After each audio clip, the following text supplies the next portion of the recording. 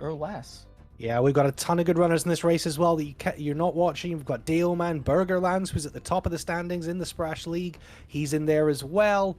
Guys like New Jar, ton of interesting runners all through the category. So, you know, check out the other streams while you keep this one open in a window. And we're off. We are off. So Just first waiting for level these guys we're to going get to come ready. to. First level we're going to come to is Glimmer. Glimmer is going to be, for these 4 runners, the only level that they're going to do without Fireball. They are going to 100% this level, and then after Glimmer, they are going to boss rush to the end, get Fireball, and then basically do the whole game backwards. So be on the lookout for some good flame charges later on, but for now, we are limited on what we can do. Yeah, that's one of the key mechanics of Spyro 2. There are kind of 2 things that really open up this game to be as broken as this speedrun can be. As you see all the players going out of bounds early on to hit this first lizard. The flame charges, as you mentioned, where normally you have to charge the baskets to get them to home in on you, but if you flame charge them, you can get them to home in with a flame. And then the double jump as well, which you saw them use to get that out of bounds. The double jump is insanely powerful in this game. And you saw the flame up there as well from Blunt on those lamps. That's another key part of getting this early Glimmer done, because normally you would have to revisit this level in the main game. You would have to come back once you'd learned the climb skill, but we're going to see these players are going to do it without that. Yeah, absolutely no problem.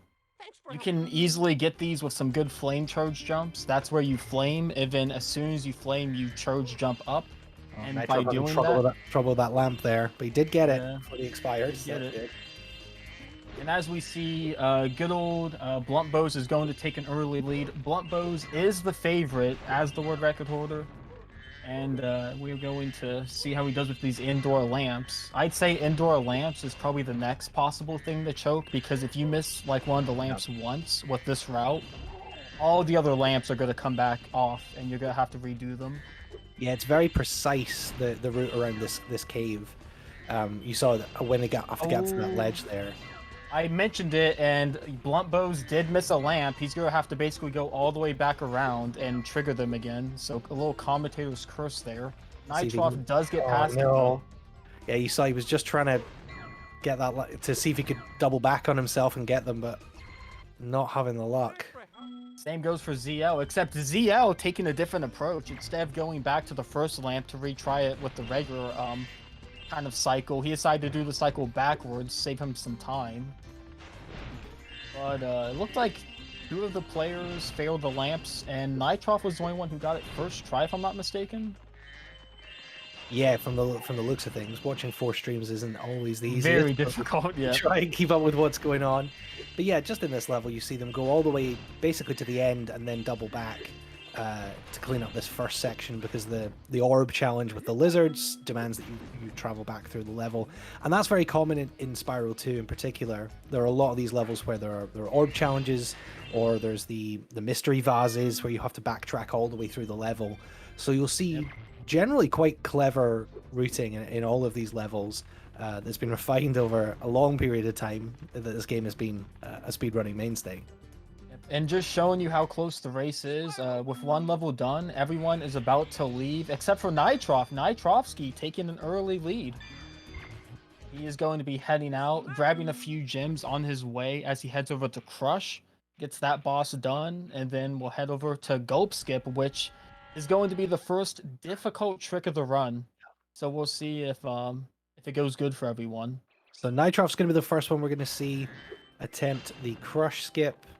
And again, at this point, he doesn't have Swim, doesn't have Climb, doesn't have Head Bash. You're supposed to wait and unlock those in each of the overworlds, but if you haven't already got them by the time you beat Ripto, you do get them automatically. So, or is it with the Dragon Shores power-up you get them? Nope, it's with Ripto. When you defeat Ripto, you get all the abilities, and you also get the extended spurts range, which is why instead of just getting Fireball, they also defeat Ripto early. Because that extended spokes range with Fireball is ridiculous. The flame charges are going to be very far away. And basically it shapes the whole speed run. It's crazy to say, but the first like 15 minutes of this speed run is really different from the rest. Yeah, this boss rush is really the core of the run, and then it's just about keeping your levels clean and consistent all the way through. So you'll see Nitroff try and use this door here to get out with bounds. Gets it second Managed try. it, there you go. Not bad. Not bad. Decent crush skip. Yep. Crush skip is one of the easier tricks in the run, but as we saw there, you can bonk if you're just a little mispositioned. And if you pop out, it's not a big deal, but it does lose some time, you know, having to get yourself stuck back inside the wall. So Nitroff so far having the best run out of the four. Blunt Bows and Hypno are basically tied, and ZL is going to be only a few seconds behind them. So honestly, very close so far. Actually, pretty much in sync on Blunt and ZL's screen. Yeah. As they're heading into Crush. The first boss level, now the boss levels in Spyro 2, a little bit better than Spyro 1. At least there's a little bit more going on. This one, Crush will walk between these platforms and have different attacks. And really the key to getting this done as quickly as possible is using your movement and positioning and taking damage even to manipulate how much Crush moves, because you want to limit his movement time as much as possible. Absolutely. And other than that, these bosses can kind of be auto-scrolling in the sense that you can't complete them super fast. You can only do them at a set speed. But they're not free. You can definitely choke it. If you don't get hit too early, or like, let's say you don't get crushed to move off the platform enough, he could go and like run off to another one. So while it is kind of like, you know, a low point in the run where you can't really speed it up, you can definitely slow it down if you mess up a little bit. Nitroff first out of Crush. We did see Blunt take a bit of unintentional damage as well, which didn't massively help him. He's going to be watching his dragonfly count as well to figure out when he's going to get those blue dragonflies. One of the more complicated mechanics to try and manage if you're really at the top level of Spyro 2. Yep. Nitroff on green sparks, but we'll be going for climb skip. In this game, you're supposed to buy climb to get over this giant wall with ladders. But with the game developers trying to be creative, trying to make it look pretty, they actually made it to where we can climb past it just as easy as that. Nitroff makes it look free. And he's immediately going to be heading over to Gulp Skip, which is kind of a choke point in this run. Some newer runners will actually not do early Ripto just because of this trick. So Yeah, we'll see how it goes. One of the great things about the SPRASH League, we've talked about all the way through, is it's a real community event, and it's open to all skill levels, so there will be a lot of players not doing early Ripto. It is very much a high-level speedrunning thing to try and get Gulp Skip, purely because of Gulp Skip, to get early Ripto. Oh, absolutely. Gulp Skip is easily the one hurdle that stops people from doing this. Climb Skip can be a little difficult if you're new, but you know, with some practice you can get it, but Gulp Skip, man. Alright, so we see Nitroff going for it here. He's going to try and basically push his head through this wall until he drops down and finds a way out of bounds. It's very precise, and if you fail it, you have to basically death abuse to reset where you are. Yep. Gets the drop.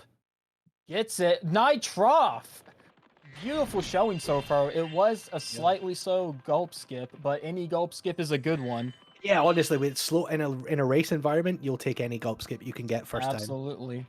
And Blunt Bows not far behind. His Gulp Skip was slightly faster, but not by much. So Nitroff, beautiful start. You see Zach getting it as well. Hypno is also trying for it. I think he's feeling a bit despondent about this. It's not quick. The hardest part about Gulp Skip is wanting the shadow to drop. There's kind of two ways to get into the wall. You can have the shadow drop and then readjust yourself, and then usually you can get it. Or you can push left enough, and even if your shadow doesn't drop, you'll be in the right position just to fall down. And with Hypno, he's kind of in this weird state where he's not getting his shadow to drop, but he does get it. Okay, very nice. Has he got it? Yep. Yep, there we go. Got it. Alright, so we're going to see them all in Gulp, which again is another boss with a little bit more going on than in Spyro 1. You got to hit him with these weapons that drop down, the bombs, the barrels, the rockets, and what they're looking to do to speed this up is try and get multi-hits. You see Nitroff doing that just there with the bomb, and then being able to follow up with the barrel. That's really going to help. Double hits, triple hits. And being a little bit of a nerd here, the boss at the start, you get just barrels, And the barrels at the beginning determine basically what you're going to get afterwards, because you get barrels, you get bombs, you get rockets, and then after those 3 hits, you get all the weapons on the field. But for the barrels, you want to get double barrel, because with the bombs, you actually can't get a double hit with just bombs. Yeah. So at the very beginning, you want to get double barrel, then you want to get double rocket, and then with all the weapons on the field, you can really combine it. So as we see, Nitroff, he did a bomb rocket, sorry, and he got a double hit that way. But there's many ways to get a double hit once all the weapons are on the field. That's a nice gulp from. That's a nice gulp for Nitroff. Yeah, a lot of this race we've been complimenting Nitroff, and for good reason. He has not made any major mistakes. He is holding his lead. This was the problem we had last week, though, Derek, is that Nitroff got off to a really good start and was leading everyone, but then it all fell apart from about halfway through the race. Oh, penguin proxy there. A little penguin proxy. Not high enough to go over the wall clean, but enough to skip the necessarily the jump that most people have to do, where you go on the side, then you jump up. We'll see if Blunt Bows can get a higher proxy. Blunt Bows gets a higher one, able to go over the wall like that. And Zio's going to be leaving Gulp, and Hypno's going to be leaving Gulp. Hypno and Zio have been really close this race, and they're not necessarily synced, but they're pretty close. Nitroff's going to be the first guy going into Ripto, the final boss of the game. So, you know, if you're doing any percent, this race is about to be over. Yep. First, we have to get past Dragon Shores, though, and this wall can be pretty brutal to get the fireball. Gets over it, not bad. Blunt Bows gets over it first try, though, so Blunt Bows might take a lead with a Sproder attempt, and gets it. Wow, okay. They're basically synced now. So Blunt Bows did a Sproder, where basically you can hug walls in Spyro 2, and you can charge glide in a certain rhythm where you can actually gain height. And because of that, he didn't have to go around the slow waterway. He was able to just, you know, Sproder his way to Fireball much quicker. And speaking of Sprodering, here comes Blunt. Sproder into Ripto. And it looks like it's going to be a first try Sproder into Ripto. That is insane. That's a very difficult trick. That's awesome. And Nitroff is going to go for the swim in air, which is what everyone else does, unless your name is Blunt. And they're both going to be heading into Ripto. Blunt popping off, though, onto the Dragon Shores section. I got to see the second part. I didn't get to see the first wall ride because of the wonderful Twitch thing where it comes up and says, "Oh, you're not on TV." I didn't want to mention it, but I've gone that like 5 times. Yeah, same. Having a great time. Yeah, so. I mean, honestly, it's helping though, because trying to follow 4 runners at once is a nightmare. So I'll just follow whoever Twitch decides to let me watch at any given moment. With that being said, Blunt Bows doing the last Ripto fight. In the base game, you're not supposed to have Fireball for the first 2 phases. They're kind of supposed to be like, you're supposed to get these orbs and like attack with what like orb weapon you get. With Fireball, you can just attack them. Yeah, the Fireball makes it insanely easy to pass those first 2 phases. And then the 3rd phase, the game does give you Fireball, so the 3rd phase is kind of the only phase you have to worry about as a speedrunner. And with that being said, Blunt Bows gets out and will be the first one to actually use Fireball and enter Robotica. Nitrovsky won't be too far behind, and Zio and Hypno all enter Ripto They both enter Ripto around the same time. It's still a close race, only probably like 50 seconds off from one another. From like just everyone here, so. Yeah, it's looking pretty close. We should say, you know, the reason why they're able to get through to Dragon Shores early by going underneath like that is because the portals are stored underneath the arches for those arches that aren't active, which is a lot of fun. I don't know that Nitroff meant to go to Dragon Shores there. Oh, I didn't see what happened either, but you would be correct. You don't need to go back to Dragon Shores. Unless it was something teleport or something, I'm not sure, but I couldn't imagine what that would be. No. Also, going back to Blunt real quick, Blunt Bows, I told you he was popping off, and he popped off so much that he actually gold splitted that. He golded Ripto. Yep, he golded Ripto, so really making progress. And Robotica is going to be the first level that we see the Fireball usage. It's just insane. The main thing about Robotica is we need to kill enough enemies to get the supercharge power-up unlocked. So throughout this level, not only are we going to be flame charging all the baskets, get all the gems, and do the orb challenges, but we also need to kill a certain amount of enemies. Yeah, absolutely. And you see Blunt on this this Scarecrow challenge again. The fireball just makes some of these orbs so easy. You can open the metal chests that normally require a power up. You can get rid of some of these pumpkins, as you see Nitroff doing. There's a set of doors you can't open, but other than that, everything else you can just unlock with the Super Flame power up. Yep, absolutely. Oh, Nitroff having an issue with one Nitroff of the... a little bit of trouble with the not too bad. Scarecrow. Wow, we say a little bit of trouble, but in all actuality, it was probably 2 seconds. That's just Spyro 2, though. A lot of mistakes in Spyro 2 are not terrible. A lot of them are just slight movement mistakes that add up over the run. That's another one, like the lamps, right? Is that it's a cycle, and if you don't hit the cycle, then you kind of gotta go back and do it over again if you're that bad at it. Yeah. So with that being said, everyone in Robotica, right now your lead is Blunt, Nitroff, Zeo, Hypno. Everyone is still in it, very close. Nitroff going to get the sequence break here. Basically, you talk to the guy to get you the orb, but you hit the mystery vase right before, and it lets you move, so you can actually reposition yourself closer to the vase when you're supposed to be talking to the guy, like, directly in front of him. And Blunt Bows has the supercharge. We're going to see him do a little corner stretch here. Gets it. Nice. That 110 gem will not home. You have to actually go over it. So that's why he hugged the corner so much. And very good Robotica for most of our runners here. Not really too big of a mistake. Yep, again you see the good use of manipulating the movement there from ZL, and Hypno is working his way through here as well. And you see just another great example of the double jump there onto the wall. This is another great one coming up where you're supposed to go through the windmill after the seesaw, and the runners are just like, nah, I'm just gonna jump straight up. Double jump is already broken in this game enough, but you give us Fireball. I mean, it's seriously so much different from Spyro 3 and 1. It's like unbelievable how much different of a game it feels like.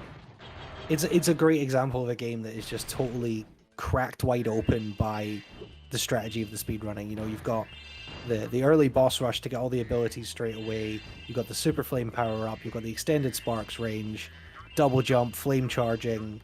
You're just basically never playing the game as intended, apart from, I guess you could maybe say, the boss level. Well, not the Ripto, but crushing Gulp are sort of as intended. And we are going to see. Why don't we direct our eyes to Nitroff? Speaking of what Kieran, oh my God, I'm sorry, my co-commentator. That's not Kieran. That's also not his name either. Oh well. Going over the Nitroff's perspective though, yeah, we're going to see what my co-commentator was talking about as soon as he gets up there. The portals that you currently aren't supposed to have access to, they're not just like inactive, they're stored somewhere else on the map. And as we see, Nitroff is going to charge down and enter Metropolis. But you're not supposed to be able to get to Metropolis until you get a bunch of orbs. But it's stored right underneath it because they just assumed we'd never get down there. Another super free orb challenge there, the bull. Might I ask, what's your name? It's Callum. It's Callum. Oh my gosh. I didn't want to say Colin again. I didn't want to be that guy. So yeah, you shouldn't. Right. Well, ZL is going to again Metropolis, and everyone is in Metropolis. Blunt Bows, honestly, was too fast for me. He is already doing UFOs. The main gimmick of Metropolis for most speedrunners is going to be the UFO cycles. Basically, as soon as you enter the area, the UFOs are going to go on a set path. And it's the only time where cycles in this game, I don't want to say, like, matter, but are just, like, a huge factor in how we do this run. Because we want to get the UFOs as we get all the gems, and we don't really want one to take precedent over the other. Yeah, it's like we were saying with Glimmer, right? Is that they've got these orb challenges they need to weave in through the route of getting all the gems through the level as efficiently as possible. And then looking at Nitroff, he just activated the UFO cycles, so we're going to see how he does it. Excellent. Nice, and he's going to do the standard route. The standard route for speedrunners is getting 2 of those UFOs and coming down here and sniping the last one. Nitroff going to have some issues because he's missed a lot of vases because he got a little bumped up there. And because of that, he's going to have to actually reroute, which is something you have to do in Metropolis quite a lot unless you're top. So, very unfortunate there. ZL is going to see how he does this cycle. Blunt struggling to get up onto that high platform. As I was just going to say, this is also it's a multi-level area, right, where you have to go up to these platforms, get up on the planets, and get all the gems that are up there while you have the power up, while you're managing the UFOs, while you're managing the falling vases and everything like that. There's a lot going on in that final area. It's one of the maybe the more complex areas. Oh, it's absolutely. I mean, as a beginner trying to learn the speed run, I mean, Metropolis is going to be a huge hurdle if you can get past Gulp Skip, just because it's such a mess, and if you make one mistake, it just stacks. Nice flying. So, Zio got kind of lucky there, I think. Yeah, Zio got very didn't drop in the water just as he got that last UFO. Let's see Blunt here manipulating the movement, getting to somewhere he shouldn't, and is going to be heading into Canyon Scamway. Canyon Scamway? Is that what you call it? Get your pew-pews ready, everybody. Oh my gosh. This might be the SPRASH League, but I still expect to see pew-pew bits in the chat. Because all the money that you donate here goes to help pay for this event, which Hypnoshark and Kieran put on, using their own money. So if you want to help get them some of that cost back and maybe have some future events, because we did go over 20 contestants again this week, so we're on double prize pool again, 3rd race in a row. It's been awesome to see everyone getting involved. See if you've got anything to kick back in, now would be the time. Well, I say now would be the time. I think we have to wait till Sam gets to the pew pew to throw those bits in, but it'd be much appreciated. Absolutely. Running an event like this, no matter the scale, no matter like, people always underestimate how much effort it actually takes, and it's insane the amount of effort that Hypno and y'all have put on here. So this is the pew pew that I'm talking about. Now all of the runners except Hypnoshark are currently blocked for me. So well, the good news is Hypno's the only one who's blocked for me, and not everyone else. So oh, great! This isn't happening. I don't know why this has only started happening this week. I don't know, but it's very bad. Chat is going to have no idea what we're talking about. Basically, we are watching through the very dedicated service known as multi-Twitch. And because of that, every once in a while, when we're supposed to get ads, we'll actually just get a purple screen telling us to watch on Twitch. Yeah. So, Kieran had to get Twitch, I don't know, whatever it's called. This Twitch Nitro. Twitch Turbo, yeah. That's it. To get his to get that to not happen on the stream. So maybe I'll need to expense that to the SPRASH League for myself. Absolutely. But we're going to see Bluntbow's done with the Pew Pew. The Pew Pew is an auto-scroller. You can only really fail it or complete it. There's literally no variance. Yeah, and as you see in Nitroff's screen, he's just spamming it. He's just like wiggling the cursor around. He's probably bored. This is the safe way to do it. I was quite impressed that Blunt did just do like single pews. Yeah, Bluntbow's, it actually makes a really annoying sound effect when you shoot it. Like, it makes the really loud, pew, pew, pew. So, yeah, Blunt... It's a great sound effect. Well, since me and a bunch of other people hate that sound effect, Blunt is probably good enough at the game to where he realizes, hey, I don't have to hear that garbage. I'll just single tap everything. But it definitely is more of a risk. Bits. I love the pew-pew bits, but save him for when Sam gets on the pew-pew. He's about to start it. It's the most important part of the run. Most important part of the run. Get your bits ready, folks. If he ever manages to get to the challenge. He's going to get there very, very soon, you'd hope. There he is. And as Nitroff is leaving Hunter, Sam enters Hunter. And here's the pew-pew. And again, Sam, a purist, goes for the full hold it down, spray and pray. Absolutely. And we see everyone kind of around Canyon Speedway. Bluntbows is already doing the escort mission. And Mystic Marsh. Oh my gosh, English is a tough language. And with Mystic Marsh, this level is kind of another cluster. There's one of the orb challenges that we weave basically through this whole level. Like, it's not in and out. It's this whole level route is just to do this challenge as we do everything else. So we're going to basically do this whole mission. And it's kind of weird because we have to shoot out the items to be able to fireball. But then we also have to, you know, escort the item to different locations. So it's very stop and go, kind of like, you know, hit and miss. Like right now, he's going to use a fireball to hit one of the thieves and then pick up the item. Then pause buffer, well, not pause buffer, but pause to skip the cutscene. And Yeah, it's like I just say, a mess. there's so much going on in these levels, and it's really on a different level from Spyro 1. Spyro 1, fairly linear, the themes were fairly consistent from world to world.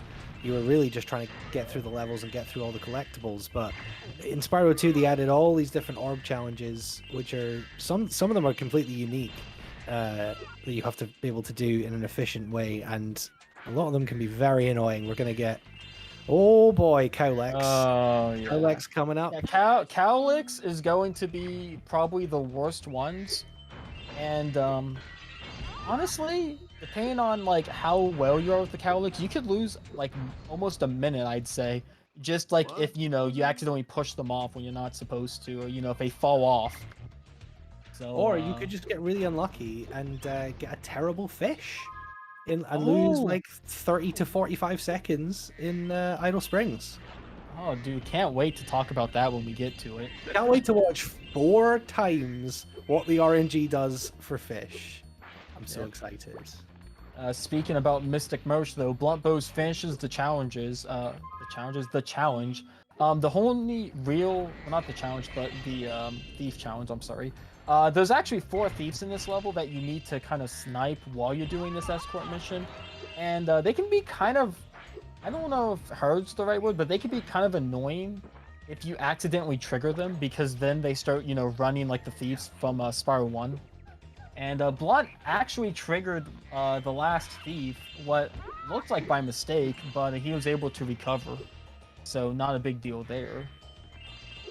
And he will finish this escort mission very soon, though. So I wasn't wrong about that, just ill-timed. Yep, you got to get the professor's pencil for him for some reason, and you've got to help this guy with a jeep get his spark plugs back. Don't ask why he's on the top of a hill with his jeep with no discernible way of driving off there, but you got to help him get his spark plugs.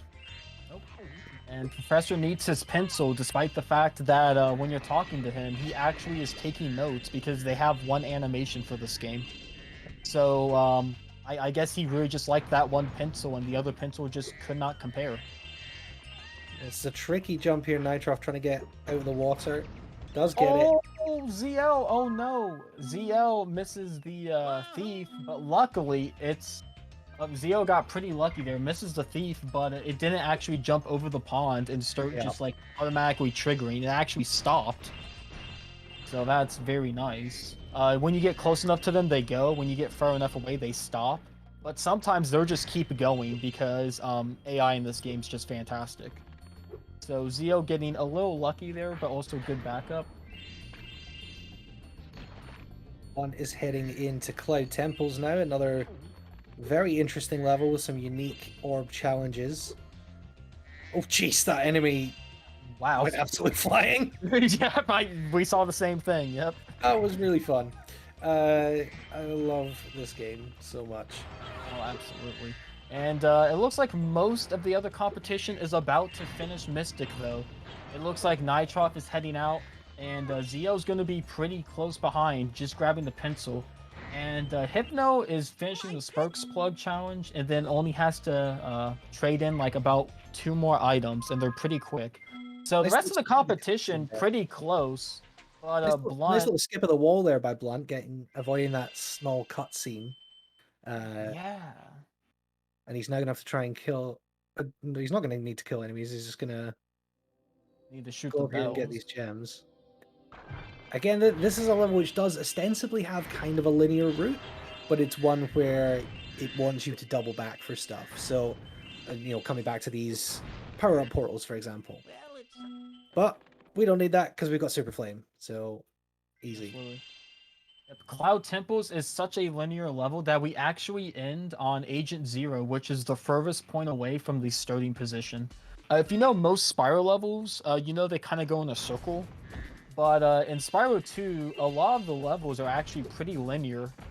And because of that, we're going to kind of end where you'd expect us to end. We're going to start, obviously, you know, where the game places us. It's not as linear as S1, you know, far from it. But it definitely is not going to be quite as, like, circular as, like, we'll see in Spyro 3.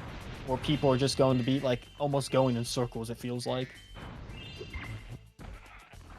Agent Zero, we're now following him to his secret base with his very interesting voice acting choices. Absolutely. I'm a secret agent. That's how he says it. Yes. And you know what? He is a secret agent. I'll give him some credit. I mean, he's playing dumb, you know? That's how they actually do it. Is it? You know a lot of spies, Derek? Look, I'm not trying to say anything, but I mean, January 5th, like, 2008, I was a big spy, man, you know? I got those spy gadgets at the school book fair. And I'll tell you right now, dude, I was a pretty damn good spy. I've got to be honest, when you said January 5th, I was terrified you were going to say January 5th, 2020, and this commentary was going to go in a whole different direction. I don't even know what happened that day, so...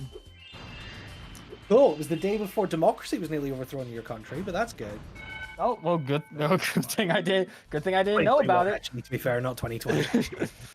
All right, going over to Blunt. He is done with Cloud. He's done with the secret agent. He has just checked out of the book fair, got some I Spy books, and also got some cool spy gadgets.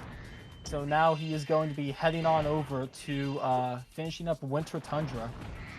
And once he gets done with Winter Tundra, he is going to head on over to good old Colossus. Chat.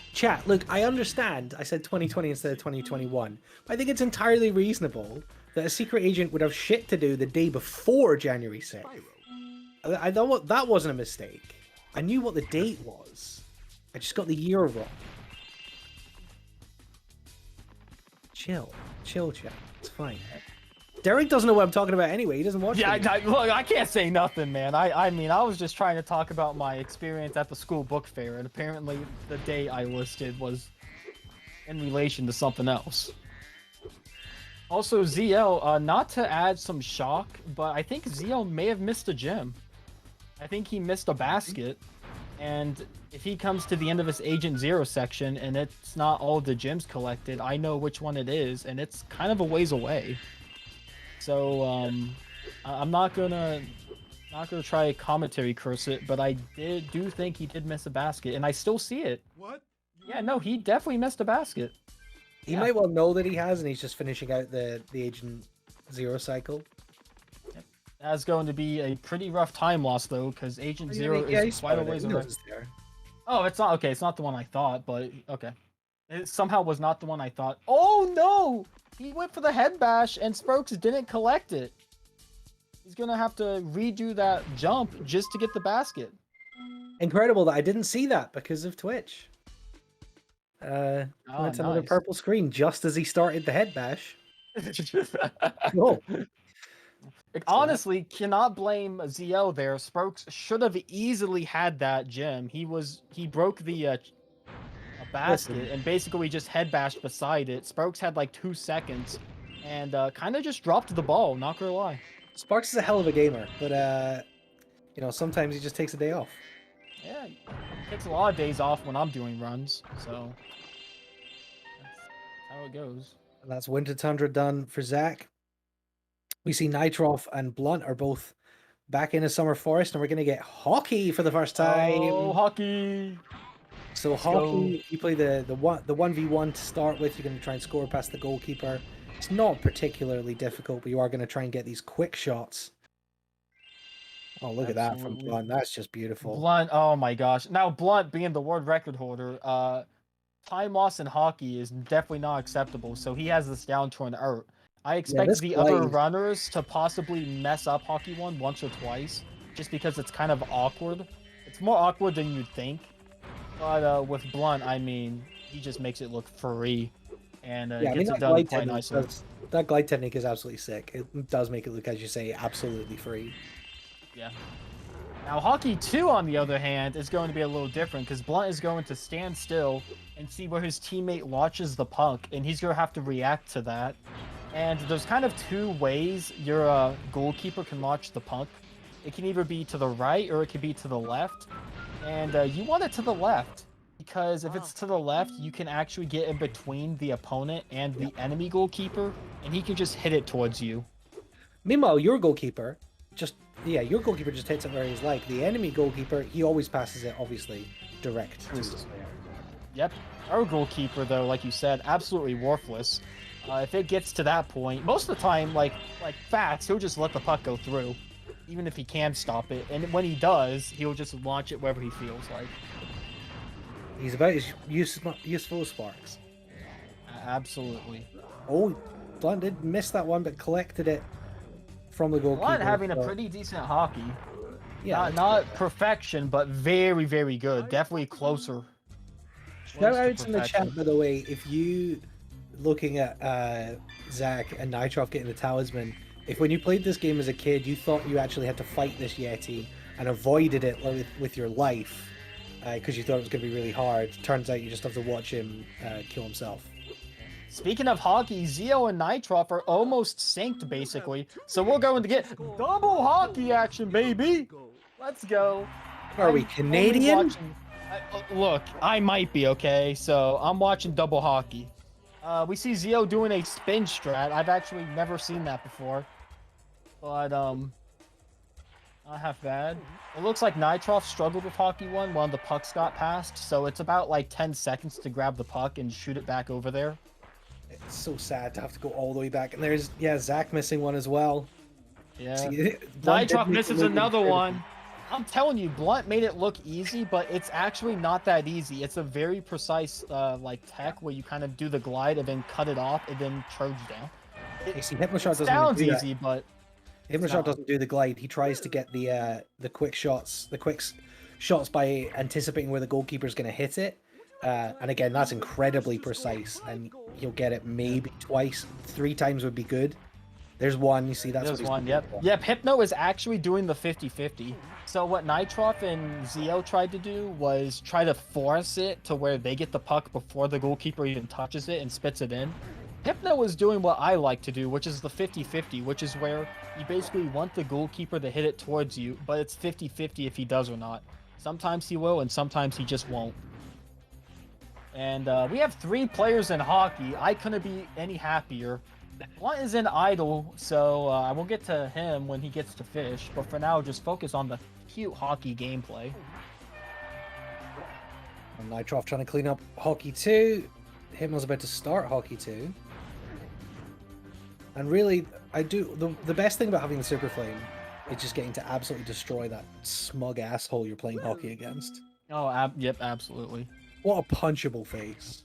All right, now sadly, we have to diverge from the hockey. Look, I love hockey, but we need to talk about fish.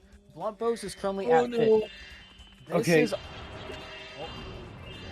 So you got to hit the yellow fish and the blue fish, and not the red fish. It is completely random which fish you get. Blunt?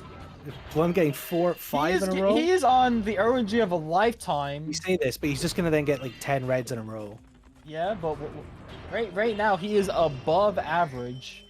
Immensely, but with commentator's curse, surely he'll probably die. But for a brief moment, his RNG was see now he was 6-1, or he was 5-0 and then 6-1. He's now 6-4, 6-5.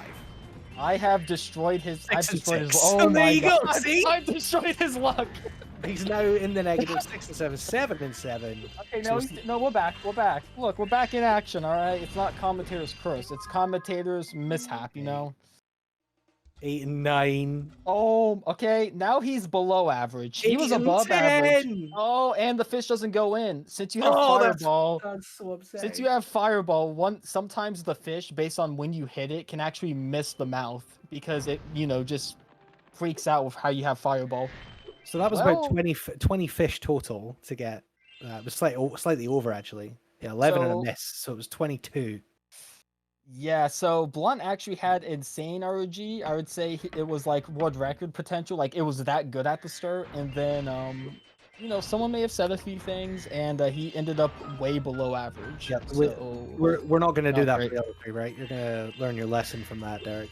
I mean, sure. We'll Yeah. see. Fish But sucks. fish sucks, absolutely. And we're gonna have 3 people doing fish here soon. And we'll Let's see if they go. get better luck than Blunt, because this is the one time where it's all luck and no skill. So now would be the time to catch up. Nitroff having some issue with this little chest up here, trying to break it early.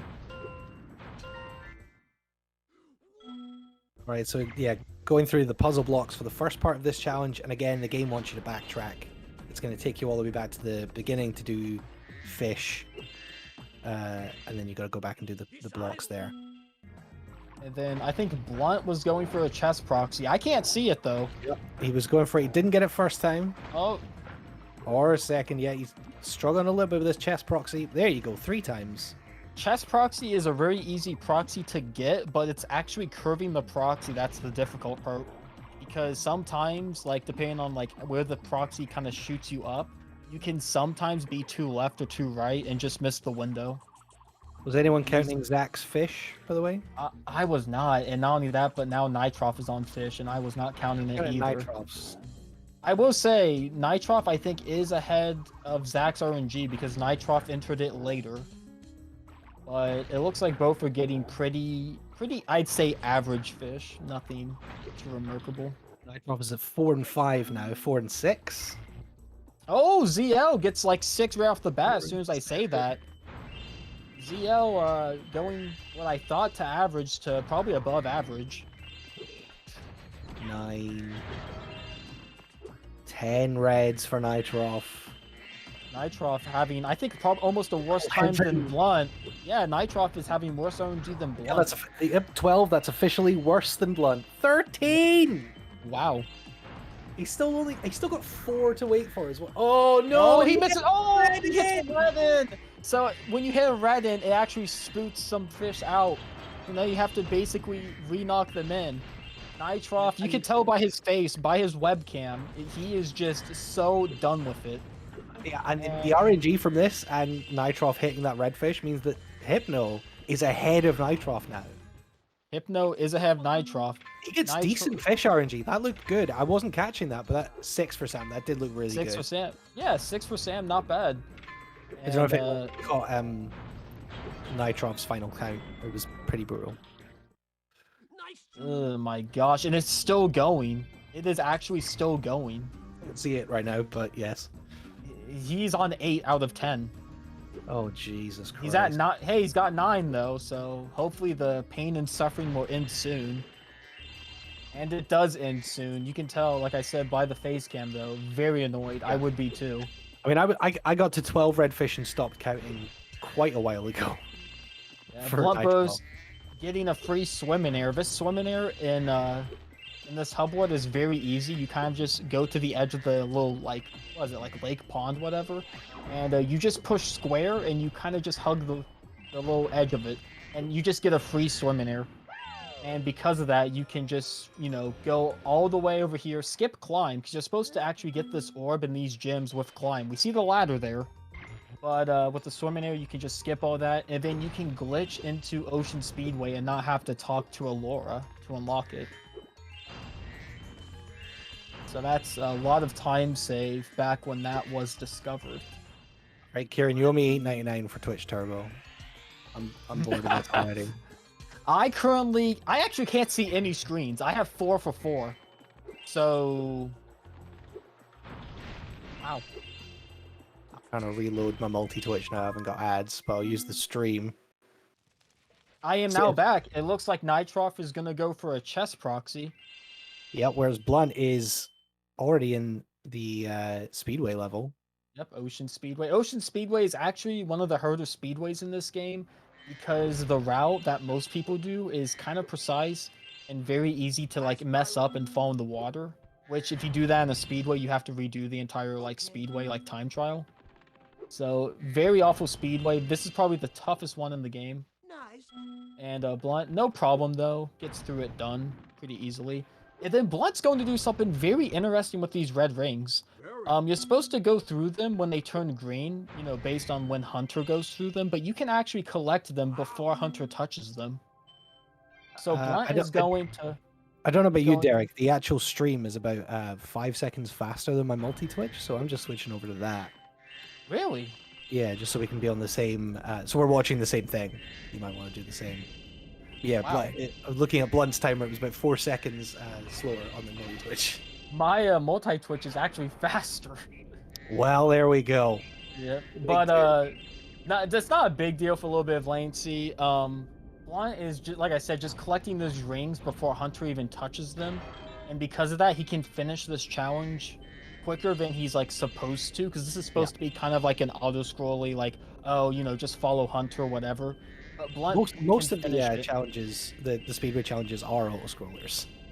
Yeah, but you can speed almost all of them up.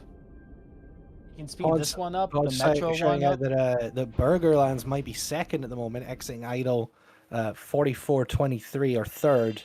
So Burger's very much in this.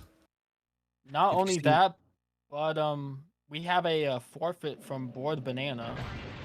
Board Banana has DNF from the race, so we are over to 21 current racers. Yeah, if you're watching anyone else and you think they're putting in good performances, things we need to know about, let us know in the chat, 'cause we're watching that while we're watching these 4 streams. It's very helpful. We appreciate it very, very much. Absolutely. I don't know how Dale Man's getting on. Be interested to know. Dale Man is actually, call me crazy and whatever, but Dale's going to be one of the more interesting runners to watch. Not because, you know, he's like going to be like top competition, but because he's one of the main runners who doesn't do early Ripto. So it's like a whole different run. Interesting, and obviously being the Spyro 1 world record holder, he has incredible knowledge of Spyro's movement and things like that, but doesn't probably practice this game half as much as some of these other guys. So Oh no. it's an interesting challenge for someone like Dale Man to see him apply those skills from another game, because it is transferable to a certain extent.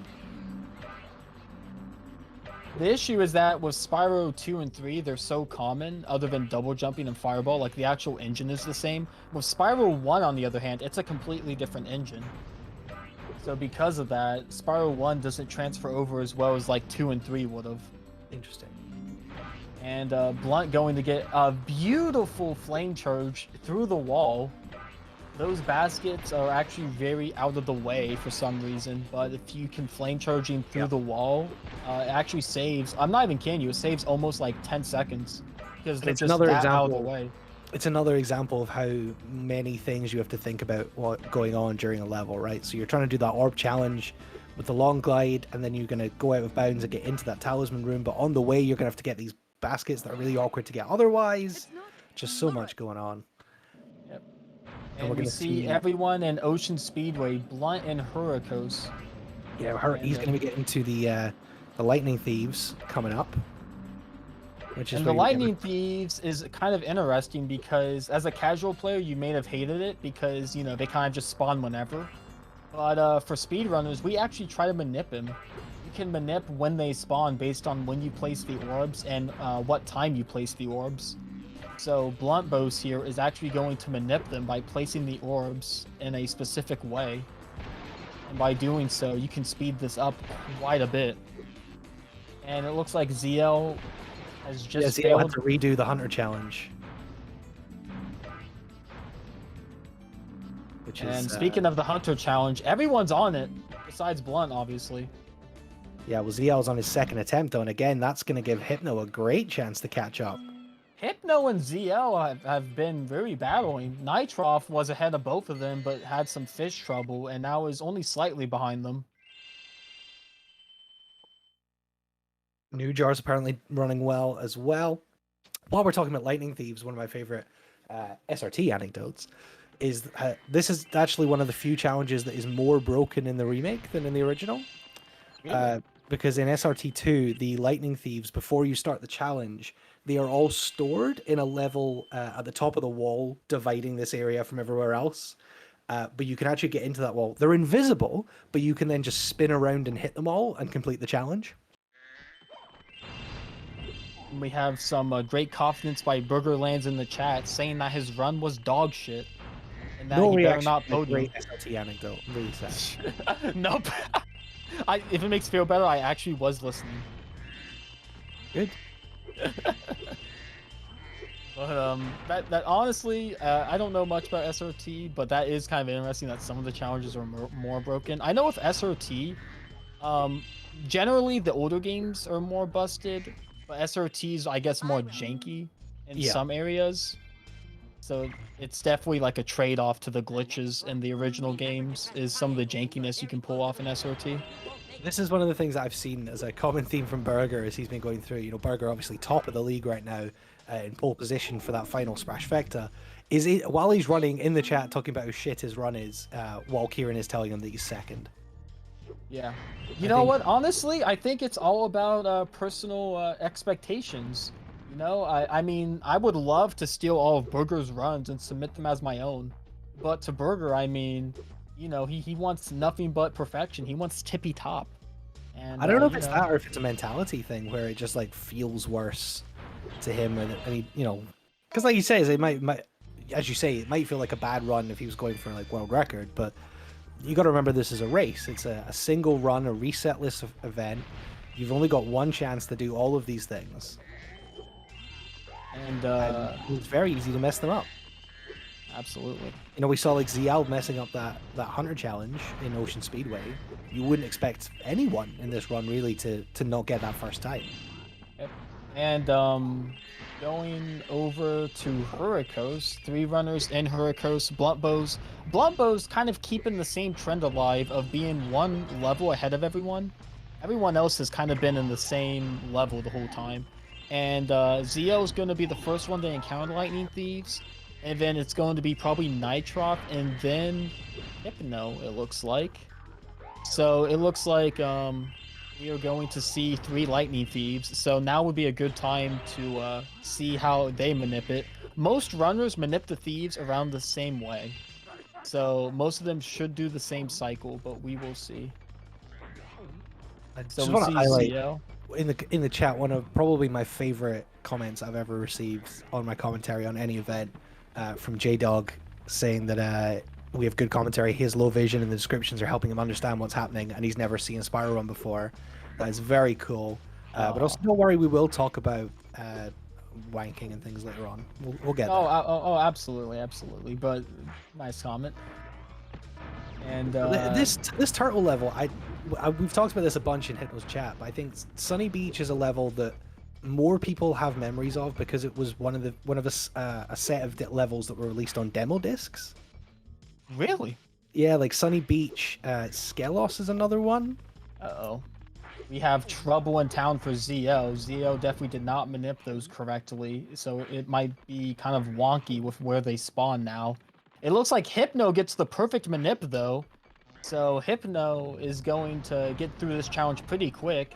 And Nitroth, it looks like he gets a pretty decent manip too, since he was behind Hypno going into this. But it just looks like Zio having some trouble there. A few of the Lightning Thieves managed to slip by, and when one of them slipped by, they all slipped by. Yeah, I mean, Sam was running Spyro 2 all day today to get prepped for this, but he actually, I would say he's run less Spyro 2 this week than he did of Spyro 1 and Crash 3 in the run-up to that previous week because he was too busy. He being world recording in CTR again. Yes.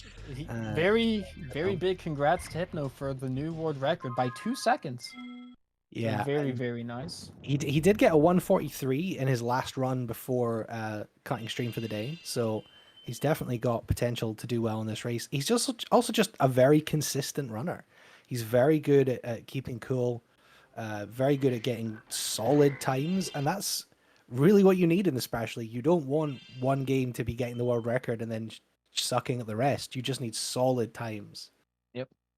And Blunt Bows breaking the trend for a second was actually 2 levels ahead of everyone for a second going into Aquaria, but most people are now leaving Sunny Beach, so we'll go back to the standard 1 level lead.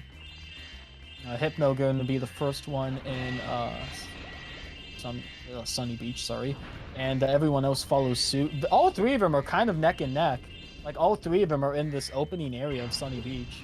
Yeah, I think what we're seeing here is Blunt very much showing why they're the world record holder, and they're just pulling away more and more and more as this race goes on, which is exactly what we saw with Dale, right? At about this point, the halfway point, Dale was pretty clearly ahead of everyone in the Spyro 1 race, and is in a class of their own. But remember, like we said, Blunt is not going for the final SPRASH Vector. The other three on your screen are, so their positioning in this race matters a lot to where they get, whether or not they get into that big race. Absolutely. The big race is going to be what most runners are going for. You know, that's where we're going to have a chance to be, you know, shown on stream, you know, play for more cash. And overall, just that's what you want to make. That's the end goal for most runners.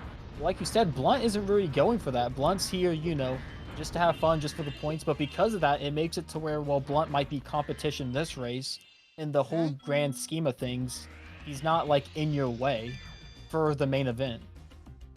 I think he's just here for this cash and some fun, but also the cash.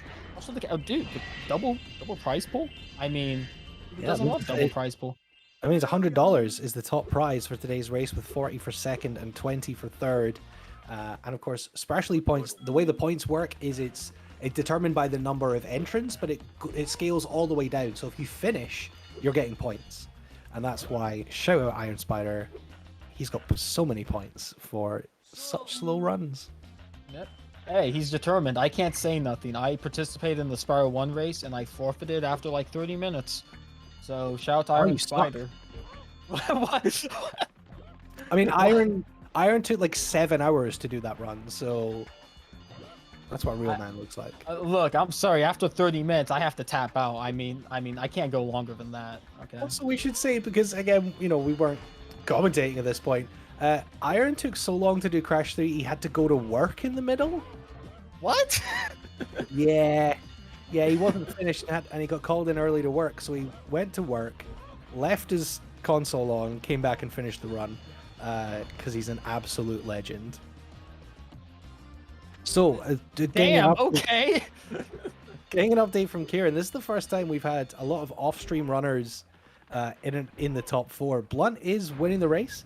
But Newjar is in second, Burger is in third, Spudley is in fourth, and ZL is fifth. And honestly, this doesn't shock me a whole lot, because a lot of those runners mentioned, they run S2 like as their main category at one point in their speedrun career. Like, I know Noi was very big into S2 100. Spudley is huge in S2 100. So those names don't shock me just because of how, like, you know, much they've played S2.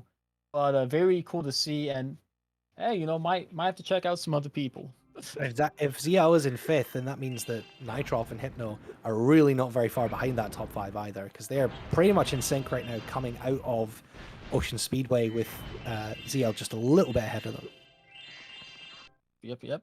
And now we are going to see Blunt leaving Summer Forest, as everyone else is entering Aquaria, like, all at the same time, like 3 seconds apart max. So very close race for 3 of them. Wow. And Blunt obviously leaving Summer Forest, going to head over to Scorch.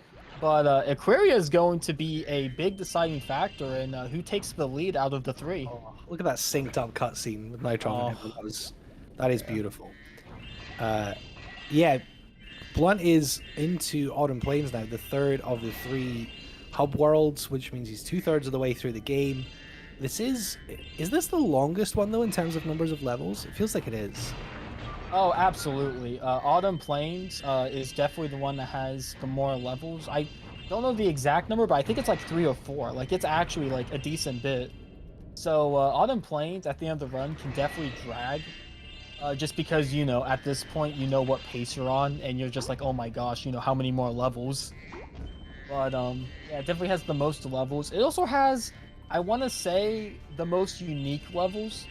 A lot of these levels have their own strats and own, like, ways to do it. Like for this one, Scorch, the strat is to actually double jump and, like, get yourself to the end and then trigger Bombo.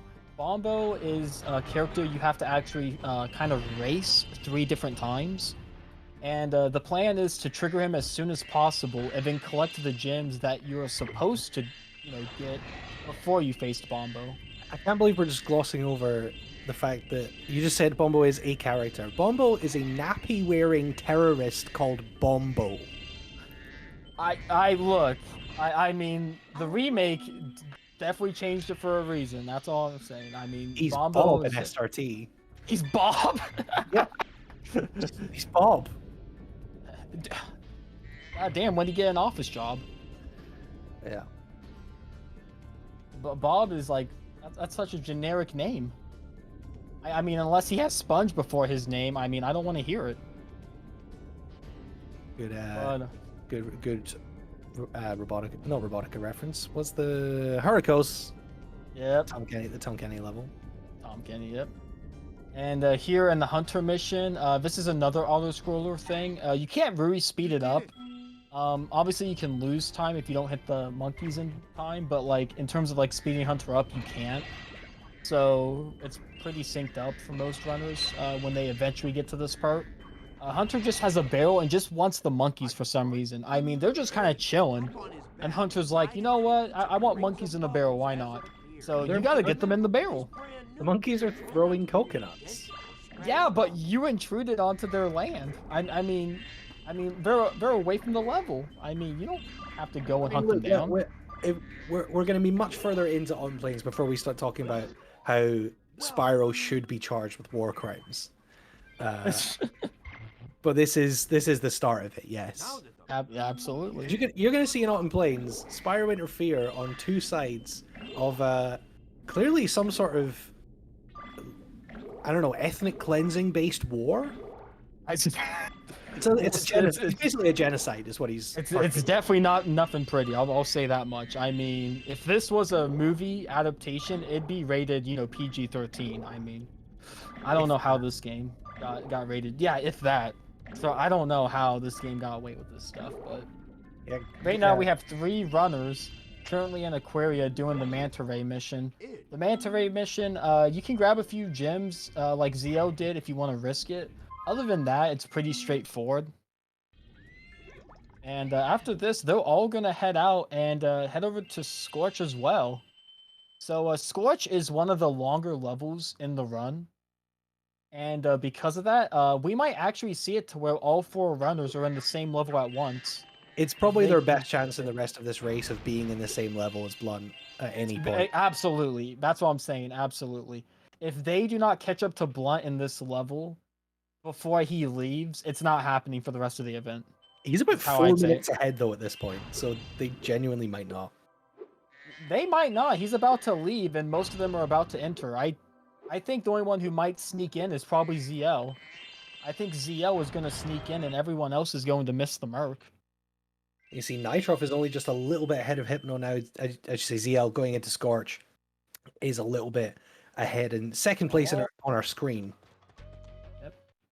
And it looks like most of the runners will catch up to Blunt before he gets out of Scorch, but Scorch is such a long level. It's about like a 5-minute level for most people.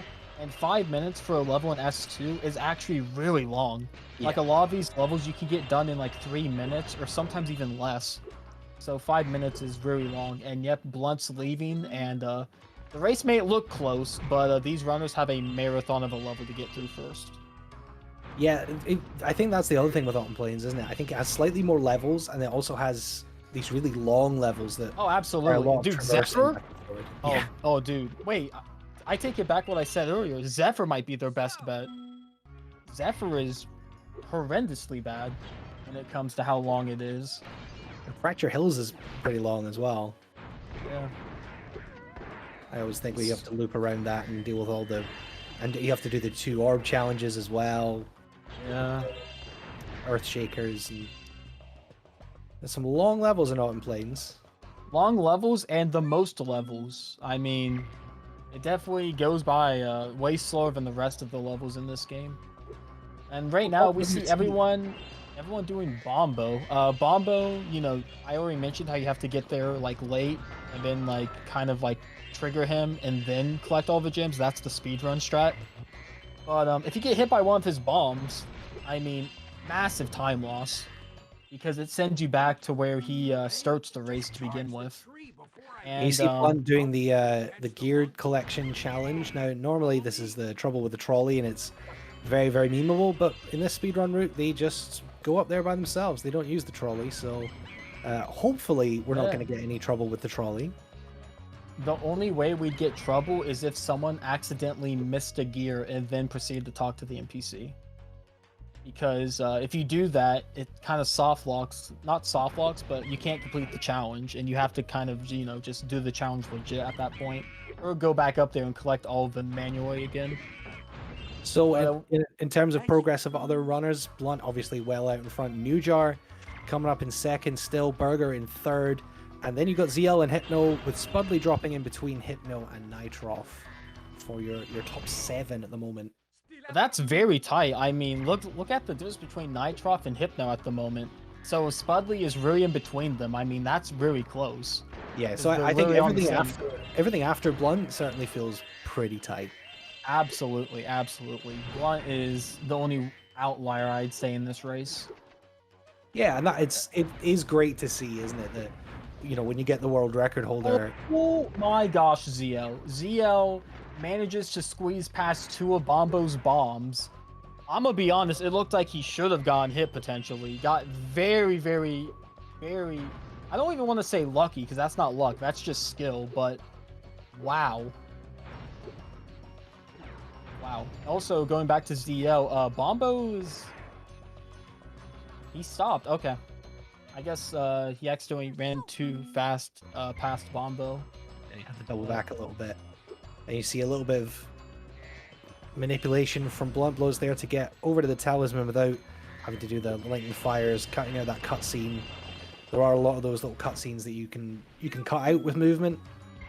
Yep. Absolutely. And it looks like Fracture is going to be no, Breeze. Oh my gosh. I corrected myself like 5 times. Sorry. We were just talking about Fracture. That's the problem. Yeah, I was like, oh yeah, Blunt's probably in Fracture by now. No. Blunt is just now done with Breeze and will be heading over to Skelos Badlands. Skelos Badlands is a pretty standard level for the speedrun, nothing too crazy. You might know it for a different speedrun though, called Bone Dance. It actually is one of the most memeable categories, and probably one of the most common miscellaneous S2 category. Also, Nitroff, making a face of disgust, accidentally pushes the button, so has to watch the slow cutscene. That was a very, very sad face by Nitroff. He also bonked twice trying to get up there. So Nitroff is one of those things where it does feel like the mistakes kind of snowball, and that definitely can happen when you're just out of position. You're out of rhythm. It definitely can happen. And this is a great example of the Sparks range that we were talking about earlier as well. The extended Sparks range, where you can just run around these platforms without having to get anywhere close to the gems. Oh, absolutely. I mean, in Spyro 2, I mean, you barely have to get close to them. And Spokes were home, and Spokes is like insanely buffed in Spyro 2 once you fight Ripto and defeat him. It's insane. And that's because the developers intended you to, you know, defeat Ripto, and then they gave you extended Spokes range because they're like, oh, you know, if you want to go back and like get the rest of the gems, like, you know, we'll help you out a bit. But as speedrunners, obviously we abuse that. We get it right off the bat. Yeah, you saw Blunt using damage abuse to avoid having to get the power up there to get across the area with the other 2 bone thieves. We're going to see that tactic. Again, that's just an example of how you can use movement, again, to open things up, avoid power-ups, avoid places you have to go, avoid cutscenes, just cut little bits of time out, and that's how you get to a 132. Look, Frost, I'm not trying to snitch, but I was just saying it looked a little suspicious. That little Bombo ZL play. You just give him the jukes. That's fine. Like I said, it does complete bone dance percent. The skeleton's going to do a dance. It does floss in SRT, but not in here. In here, it actually does a cool dance, but since it's a skippable cutscene, we actually will not see it. Sad. And yeah, in SRT, he like flosses and it's just, yeah. It's horrible. It's truly horrible. Yeah. Honestly, I mean, if we want to talk about flossing in general, I mean, just like in any modern dance move is just painful to watch. I mean, I don't care how good at dancing you are. I never want to see someone do a modern dance move like ever. I don't know. I'm a gritty fan. The what? Well, these lizards. Speaking of enemies in this game that scared the shit out of me, by the way, we talked about that with Spyro 1, and those spiders that you need to get the power up to kill. These lizards that swallow these little villagers whole scared the shit out of me. Oh, really? When I was like 5. Hey, no, I wasn't saying really like, oh, you're scared like that. I'm saying because I was actually scared by that too. Like when I was like, I think 6, like Yeah. 6 or 5 or something like that. And I remember when I told people that, everyone was like, really? Oh, there And, are yeah. genuinely some scary enemies in Spyro 1 and Spyro 2. Oh, Yeah. oh, Oh, what is? got life at the end there. Wow. And Blunt Bow's taking a commanding. Nitroff and Hypno are like synced for a second. I was just gonna say that. Look how close they are. They're like, Hypno is 1 gear behind Nitroff. Yeah, Hypno is 1 gear behind Nitroff for sure. And honestly, between these 3, I should say, it's been ridiculously close. Like all things said, like they've all had their mistakes. You know, Zio had some trouble, and I think Hurricos, yeah. And then you know, Nitroff had some trouble with the fish, and then Hypno had some trouble with Gulp. But like other than that, like all 3 of them have been playing very solidly, and been very close to one another this entire time. And now it's going to be Crystal Glacier for Blunt as he continues the march to a victory here, which is feeling pretty assured unless something goes horribly wrong. Again, there's some new mechanics here where you got to free these little Eskimo guys who are very like the guys from Skelos Badlands, except cold instead of not cold. Yep. Crystal Glacier is actually a longer level, but it's not nearly as bad as Zephyr. We'll get to that level when we get to it. But for this one, it's pretty linear. It's a basic ice level, and you do need to kill enough enemies though, because there's a super fly power up in this level that we need access to start the mini game. So and it's actually a lot of enemies need to be killed. Like for a lot of other levels, it's like you can kill half of them and you're fine. For this one, you need to kill I think like 75%, or like if not like slightly more. It's actually pretty tight on that requirement. It's a big number for the power up, and it's another one of those challenges that is cycle based. You're going to fly through these underground caves, shooting the lizards on the ground, and hovering and hanging from the ceiling. And if you miss one and you can't immediately double back and get it, if you start to take too long, the ones that you killed at the start will start to reappear, and then you get yourself into a whole world of pain.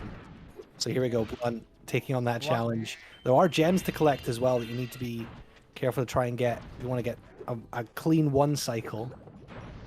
And the 1 cycle here is actually pretty tough, but if you barely miss it, and like let's say like one of the guys respawned, it's actually not that bad because they're pretty close to one another. Oh, that's so clean from Blunt. Yeah, so clean. Oh my gosh. Blunt, like I said, has been making this run look easy and does it again. That's insane. I mean, he struggled a little bit with the first one that was on the ground. The first one, yeah, he had to do a little double back. But other than that, everything else. And the 3 swinging in that last section, that was so clean. That's just insane. That was actually satisfying to watch. I'll be honest. That tickled my fancy. I'll say it. It's the same thing we saw with Dale, right? Is that we're getting to see the world record holder prove just why they are the world record holder, because they can just hook it up in a game like this, and it is a joy to watch. I've always loved Spyro speedruns because you can obviously see what fast looks like. Things like that, right? You know that's fast. Speaking of things that aren't fast, feeding this cat. Very slow, actually. Yeah, this is George. You need to feed him, and he's on a set path, and you can't really speed him up. So when the fish pop up, shoot them. Other than that, you can't really do a whole lot here. Yeah, the only thing you can do is hit the fish right at him so he doesn't have to walk around to grab it. But other than that, he's going to do what he needs to do.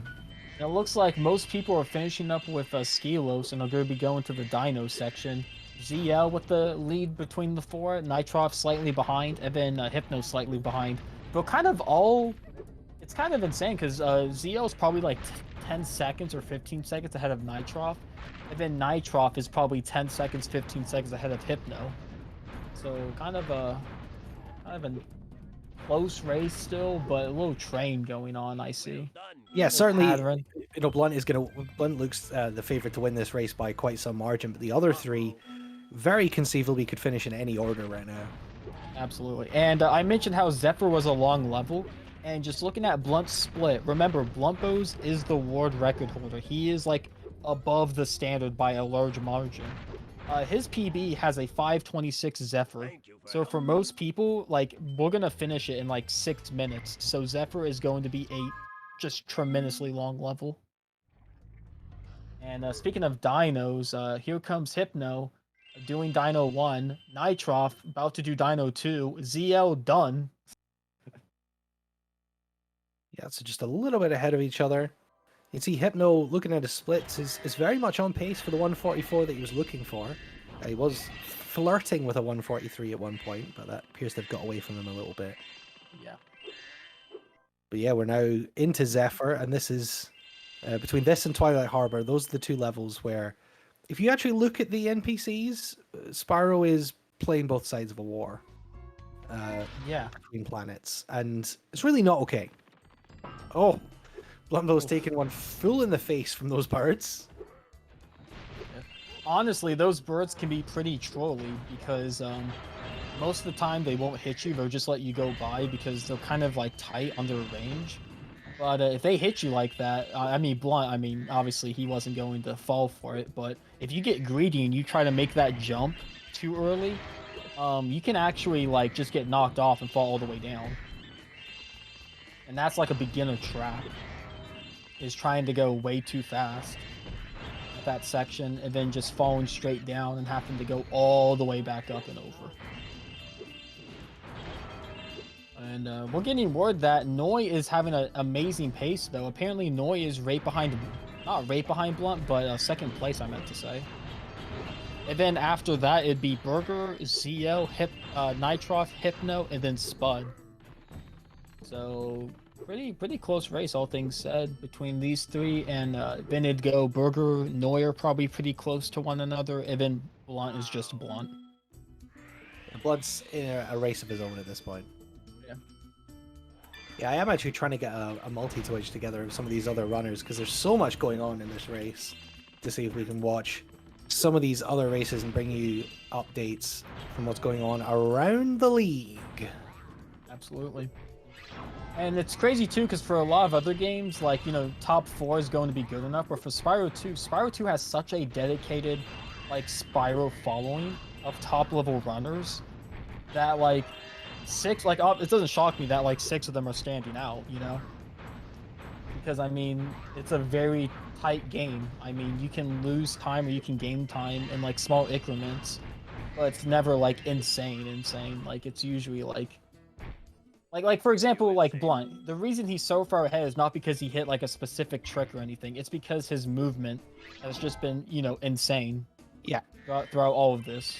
Well, it's things like that Crystal Glacier challenge, right? It's so clean that you have to take your hat off to it. So yeah, looking at where these other runners are, I've got Burger, Newjar, and Spudley. They're all in Crystal Glacier as well. Burger and Newjar cleaning up George.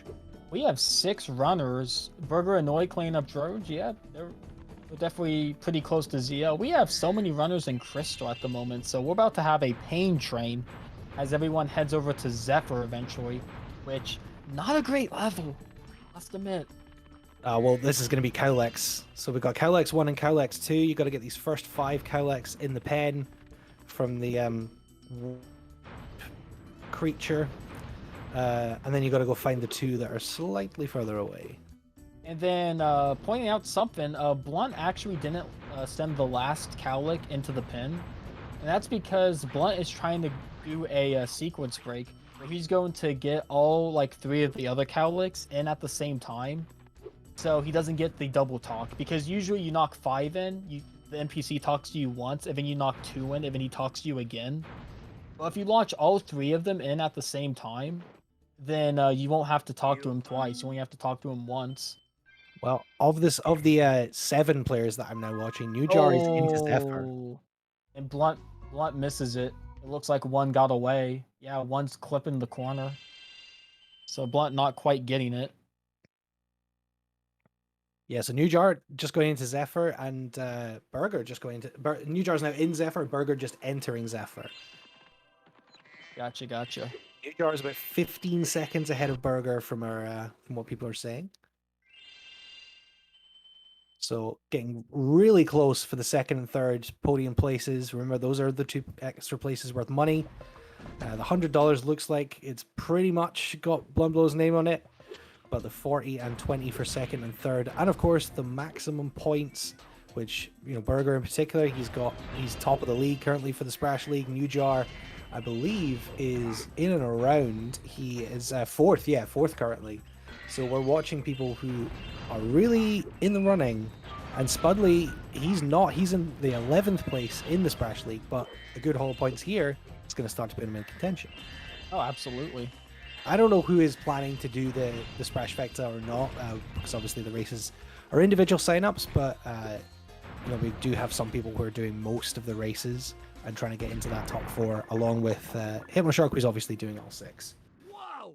Right. And there's Zephyr complete for Blunt. Yep. And for Blunt, that was like a 5-minute stage, almost 6. And for ZL's average, it's 6 minutes.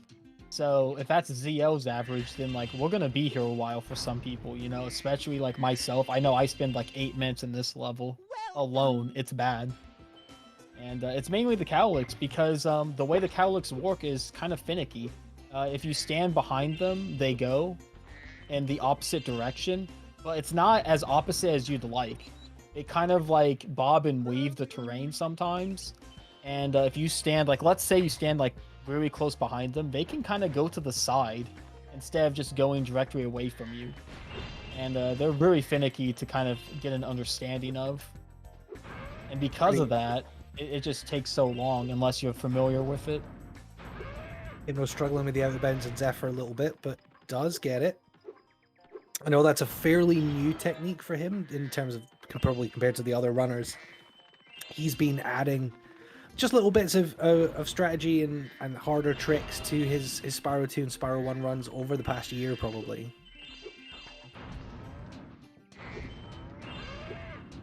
So he's now on that Professor Challenge as Blunt is into another Speedway and is about to be... Is he gonna have to... Is he redoing that, or is he just... He's talking to the mayor. Okay. He's going to do the Hunter mission here. The Hunter mission here, kind of the same as the rings from Ocean Speedway.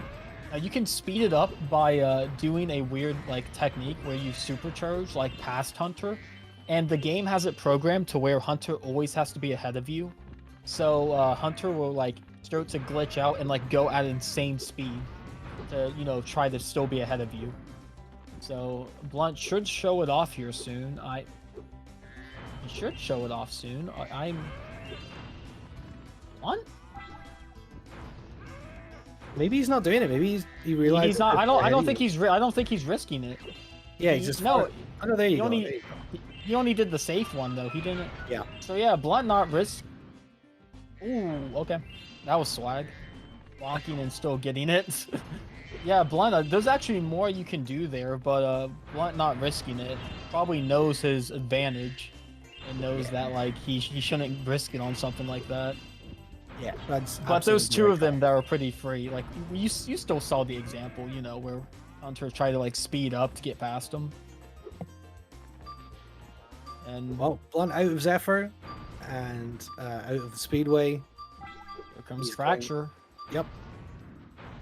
And Fracture is a pretty slow level, but not for the reason the other levels are slow. Fracture is actually not that big of a level. It just has a orb challenge that's really, really time consuming, and that's the Alchemist. It also has a talisman challenge that's pretty time consuming as well, having to get all the yeah. Yeah. It's just generally all the things you have to do in this level are pretty slow. You see Blunt trying to activate multiple satyrs at once to make this a little bit quicker. But yeah, it's a slow level. Going back to Zephyr, Nitrovsky is having some issue with the cowlicks. Oh, no. Cowlicks are all over the place. You know, one of them are in a pen. Oh no. Oh, he's now got 0 in the pen. This is Cowlick. How is that? See, the physics of Cowlick. No. Yeah, physics. Not only that, but like I said, if you stand behind them, they don't go directly, you know, in the opposite direction. Based on like how close you are behind them, they might like go to the left or right. It's really finicky. Nitroff having an absolute nightmare with those Cowlicks there. Absolutely. It's kind of insane. Nitroff is one of the more consistent runners for SPRASH and is honestly a great runner. And you know, he's been having a great run, but it's only been like the few mistakes he's made has been like brutal. Now, fish obviously wasn't his fault, other than hitting the red end. You know, like the actual fish RNG was like dumb. Yeah. But it seems like wherever Nitrovsky has like an issue, it seems like it's like one of the like big ones. You know, it's like, oh, the stupid Cowlicks, you know. And oh, Blunt dies after triggering the cutscene in Fracture Hills, and that's terrible because now he has to do the Alchemist challenge again. Oh no, yeah, that's... He has to do it again because the cutscene triggered, and he must have been behind Cycle. Usually as speedrunners, we go through this a specific way. And if you're in lava as the cutscene triggers, like if you're over it, the game just forces you down and will kill you, no matter what sparks you're on. So yeah, Blunt basically having to do a waiting game. He'll collect a few more gems. Oh! Blunt just did it again. Blunt just did it again. Except he did it in a different way. He freed a satyr and died. Blunt is trying to wall himself in Fracture. What is going on? Blunt is doing the Alchemist challenge another time, except he failed it a different time every single time. The first time, he was just over the lava when the cutscene triggered, like when it was done. And the second time, he freed a satyr, and then the satyr cutscene played, but he was over lava again. So, 2 mistakes by Blunt, but actually, like, tremendous mistakes. Like, the Alchemist challenge, like we said, is a huge time loss, and you can't speed it up. So after this orb, Blunt's just gonna have to, like, grab a few gems and kind of just wait around. And possibly get Vord. And yeah, we see he's just waiting. Oh, that was close. That was close. Yeah, he was close to getting Vord there. Don't say that.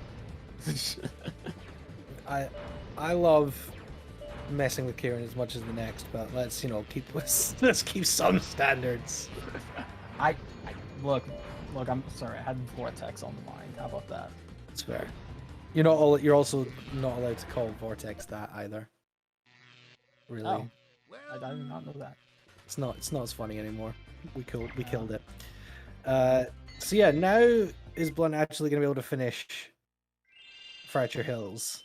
Blunt should be good for Fracture Hills. He's gonna get a double here, and this one's like a pretty free double, so not bad there. Everyone else is in Metro Speedway, and a lot of people have kind of gained up on Blunt on some time. So I think people in chat are talking about like you know, maybe imagine Noi winning, which I don't know where Noi's at, but like with Blunt's disaster fest of Fracture Hills, maybe, you know, 2nd or 3rd place caught up.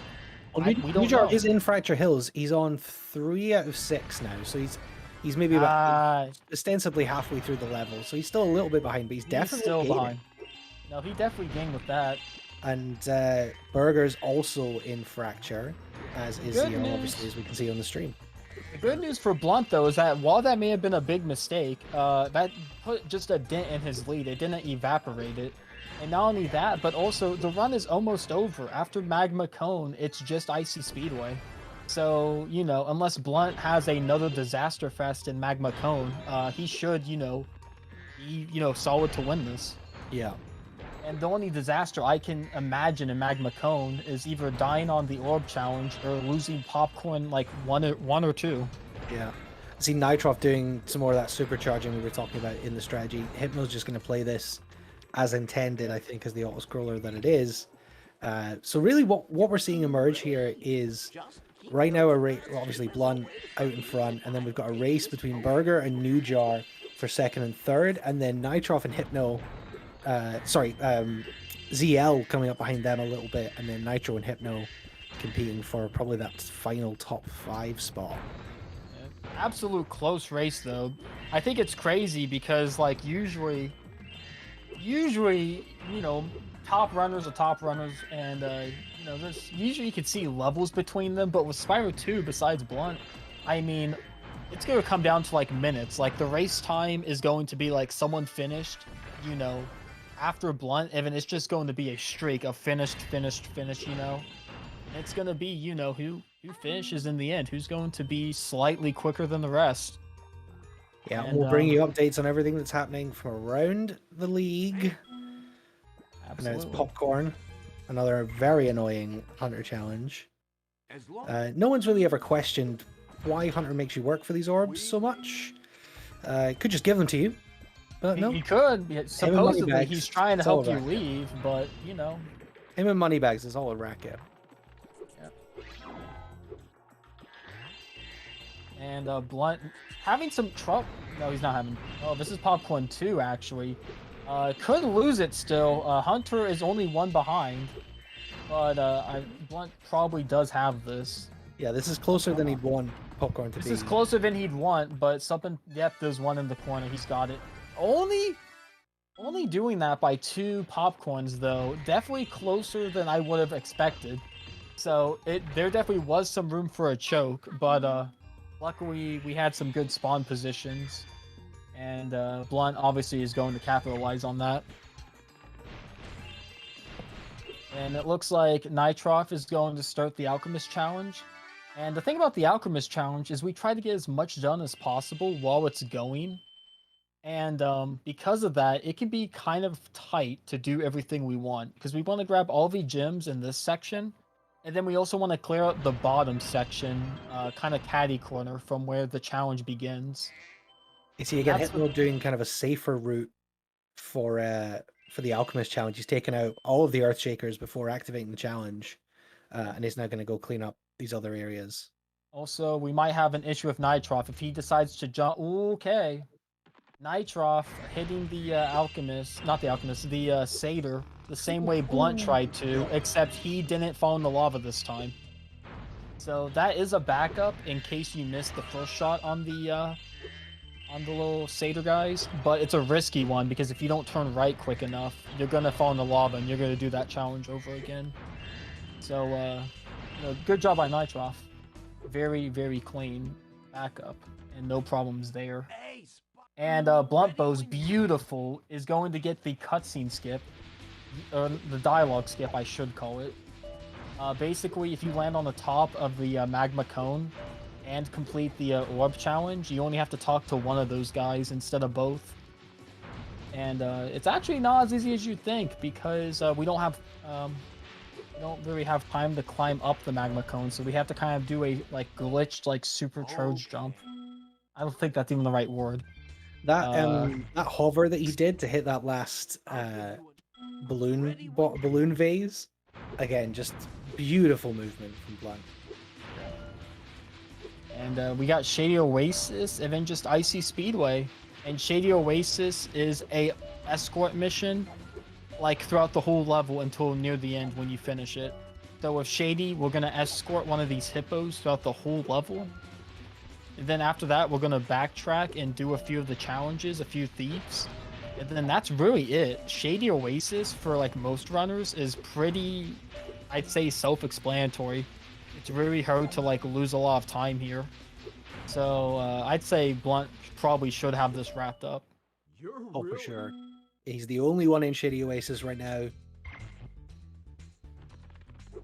New Jar's just finished up with Popcorn. I can see that Burger is just working on Popcorn too, just about finished with it. And we see Nitroff now entering into Magma, so again, he's a little bit ahead of Hypno now. I think he's opened up a little bit of a lead in that race for what looks like 5th and 6th. And everyone's going to encounter Popcorn here soon, it looks like. Except for Zio. Zio did it already, so Nitroff and Hypno will encounter Popcorn. Popcorn 1 is very simple. Hunter barely moves. But in Popcorn 2, Hunter's actually kind of difficult sometimes. Yeah, Popcorn 2 gets the elbows out. He gets the elbows out, he gets the grease out, and not only that, but the AI cheats because it knows where the popcorn is going to spawn before the actual smoke trail begins. So because of that, if you get really unlucky and a lot of the popcorn spawns by Hunter, he can kind of just like grab him quick and you don't even know where he's getting it from. So popcorn too, you know, it's always a little bit of a sweat as a speedrunner. You're always like, okay, hopefully he doesn't like just destroy me, you know? It's like the Alchemist challenge, and if you do fail it, you have to go back and start from the beginning, right? So it's a very time-consuming mistake to make. Absolutely. You can just get unlucky with the RNG, as you say, that they just all spawn near Hunter, and Hunter gets a perfect route. Yeah. Like I said, he knows where they're at before the smoke trail even begins. So sometimes, like, he'll be, like, sitting at a spot before, like, you know, the smoke trail even begins. So he can really cheese you there. With that being said, Blunt has finished the escort mission on the top left and is now going to be picking up the last thief and is going to be finishing this level pretty soon. And after that, it's just one Speedway, and we're going to have our first finish for Spyro 2. Yeah, it looks like a 1:37 about time that the Blunt's looking at, which is 137 to 138, absolutely. very respectable. Very And yeah, has shown his absolute class in this race so far. ZL saying he feels really sick, but it means ZL, you're in a really good spot, so you got to try and finish. You're in a really good spot to get some great points here. So just a couple more levels for him to push through. I will admit though, playing while sick, that's like obviously you want to finish, but no, that's never a great feeling. No. But we're all cheering you on, ZL, so keep going. Finish these last two levels. Close out strong. And there you go. Shady Oasis done for Blunt. One level left. I see Speedway. We're going to crown our Spyro 2 SPRASH League champion. And good old Nitroff and Hypno having no trouble with the popcorn too. Hypno actually had a really good one. Hypno, like, I don't know if it was the spawns or what, but Hypno basically made it to where Hunter didn't even have a chance on popcorn.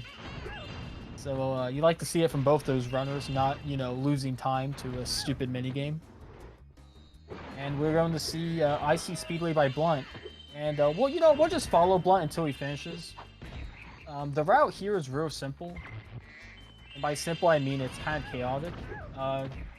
It's basically a big circle, and there's a bunch of, like, skaters, hang gliders, little gates you have to get through. I mean, these little, like, I don't even know, not little, like, I don't know what you call them, like, guys in the water for some reason. And they're just in a big circle, and they're just scattered. Oh, the Loch Ness Monster. Oh. I think that's what, I mean, that's what they always look like to me. You know, look, I'll call them whatever, man. I'll call them water snakes if I have to. I mean, I don't know what they are. But it's in a circle, so... What? You just call them ballerinas? The guys, yeah, the guy okay. Oh, yeah, the figure skating guys. I thought he was talking about the water snakes or whatever, and I was like, what? It's like ballerinas. ZL's actually, he really does need to keep going. If he keeps going, it's going to be worth money to him because he's currently in 3rd place. Though he's now Sparksless. He's now Sparksless, so we'll have to hit that extra life. And yep. Oh, where'd it go? Okay, there it is. He did get it. And we see this ring challenge. You can't speed this up. You can only fail it or complete it. And Blunt is going to be the first finish, and he's going to be 138, like 2 or something. He's going to be slightly missing 137, but very respectable. Get through this auto scroller of going through all these rings with Hunter. Yep. And when the final orb hits Spyro, he's going to kill the timer. And yeah, he's going to be just ticking over into a 138, but a very good time for our world record holder to win this race. And that is it. There we go. Blumpos has finished with a time of 1:38.05. If we add the extra time of that, it comes in at 1:38.25 on the race time GG. Just with the additional loading times and things like that. GG, the Blumpos will be taking home $100, as well as all the bragging rights for showing that the world record holder still has it. Still has it. He's been playing a lot more Spyro 3 recently, but he still has Spyro 2 unlocked. I know we haven't had any upsets yet. It's been pointed out in chat. We've had the world record holder has won all 3 races so far. As I say, I love seeing these world record holders really flex their skills and show exactly Oh, why yeah. they are the world record holders in these categories. I think it's like obviously an upset would be like insane, but like seeing the insane movement of Blunt, like that was already like a treat enough, you know. Just like you said, that icy was so nice. I mean, that was amazing.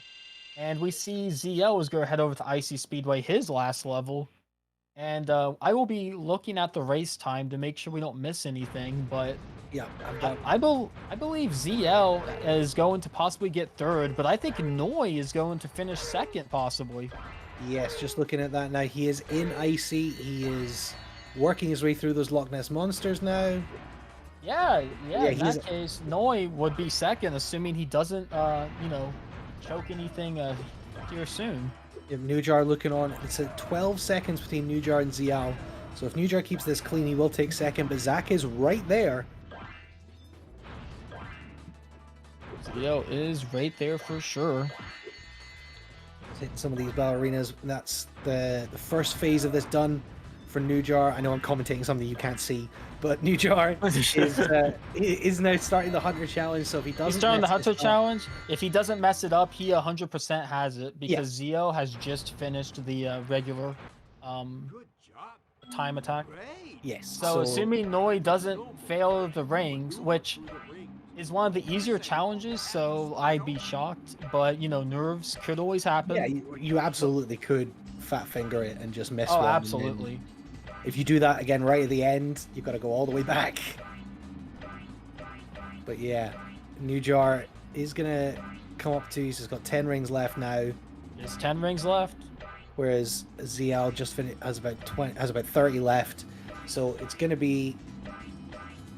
There it is. Nujar is gonna finish in second place. Second place for Noijar with 1:41.15 on the race time, and the race time adds, I think, like 15 seconds because it, you know, starts at the title screen.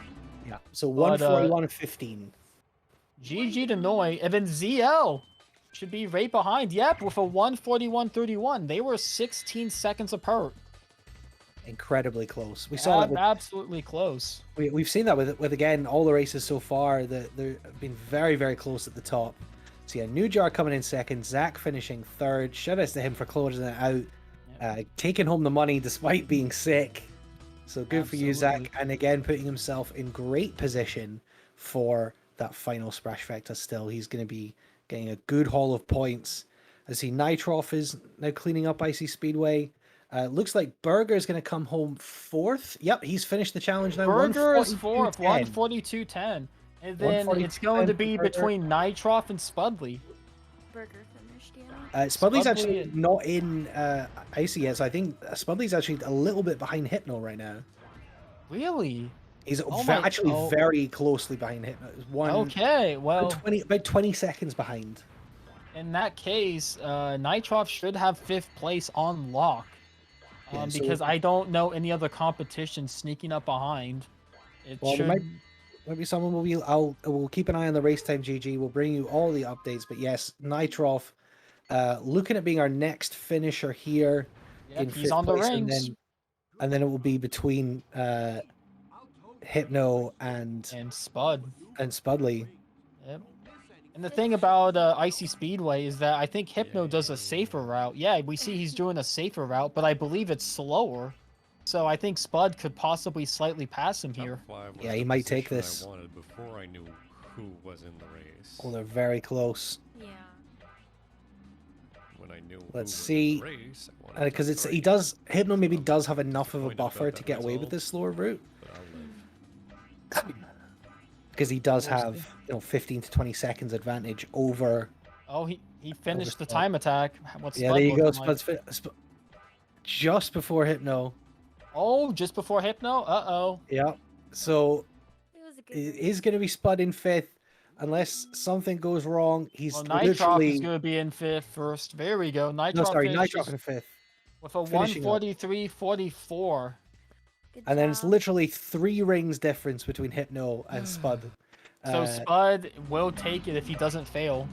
Yeah, So so we just need to watch pay him clean that attention up. to the race time because if Spud finishes but Hypno hits the bun first, we need to correct that. I'm sure it will be done exactly as it's supposed to be. Let's have faith in our technology. But yeah, 40 rings to 35. So Spudley's going to take 6th, and then 7th for Hypnoshark. Still a very respectable finish. He'll be very happy with that. Absolutely. He said he'd be happy with a 144. Oh, And and look, Spudley didn't hit the time in time, so Hypno Oh. sneaks away with 6 on race time, but we will probably have to correct that. oh, okay, we'll have to adjudicate that. It looks like race time says a 144.27 for Hypno and a 44.28 for Spudley. I'll leave that to Kieran to figure that To out. Kieran, yeah, Kieran is going to need to swap 6th and 7th place. But other than that, Hypno we see popping off on the webcam. This is above his average. This is below his average. Sorry. So I believe he is very happy with this run. This is above his averages. He was running against averages, ridiculous. I believe. So it's 144.09. It's Oh yeah. very well done. Yeah, there's less than a second he's starting Hypno, so we're going to need to adjudicate that. But we will get Hypno in here with us to chat about that race. Now he's And, finished up.